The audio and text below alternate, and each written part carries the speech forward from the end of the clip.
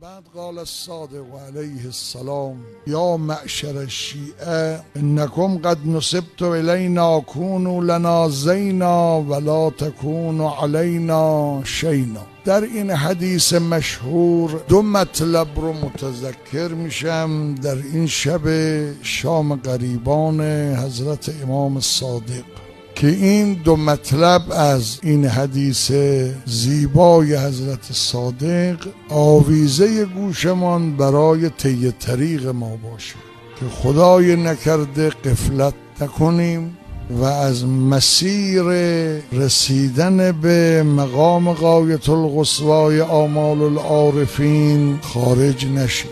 اولا به که عارف میگن؟ چه کسی میگن عارف؟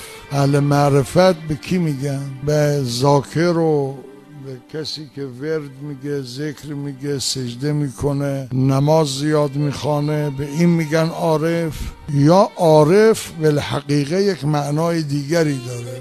در اصول کافی کتاب شریف مرحوم کلینی سوال میشه از حضرت امام باقر علیه السلام که آقا معرفت عالیه نصیب کی میشه؟ به این مضمون روایت آقا فرمودن که کسی که عارف به حق ما باشه، معرفت نسبت به ما پیدا بکنه.